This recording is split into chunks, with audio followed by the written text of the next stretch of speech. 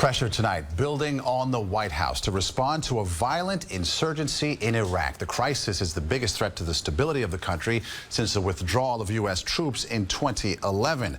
Insurgents have seized control of the areas shown in red on this map, including Mosul and Fallujah, bringing them closer now to Baghdad. CBS 2's Dick Brennan here now with more. Dick?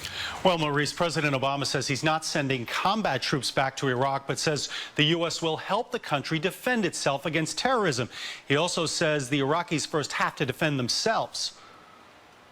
This poses a danger to Iraq and its people, and given the nature of these terrorists, it could pose a threat eventually to American interests as well. President Obama met with his national security team at the White House to weigh military options, but says Iraq's leaders need to step up to the plate. The United States is not simply going to involve itself in a military action in the absence of a political plan by the Iraqis that gives us some assurance that they're prepared to work together. The president says the U.S. has given a lot of training and equipment to Iraqi forces, and U.S. soldiers who fought there can't believe the situation has deteriorated so quickly. We gave them all the supplies they need to, to be a free country, and the toughest pill to swallow is that you see this, go down in a matter of weeks. The terror group known as the Islamic State in Iraq and Syria has taken over sections of northern and central Iraq and is threatening Baghdad. Critics blame President Obama.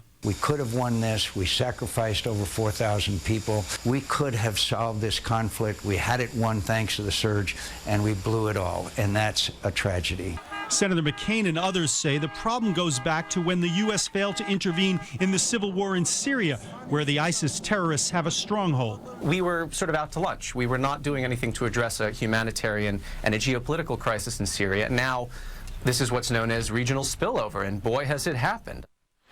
The president says he'll spend the next couple of days weighing U.S. options, but many Republican lawmakers say it's long past time for the president to have a plan to deal with a crisis that's been building. Maurice. Okay, Dick, thank you.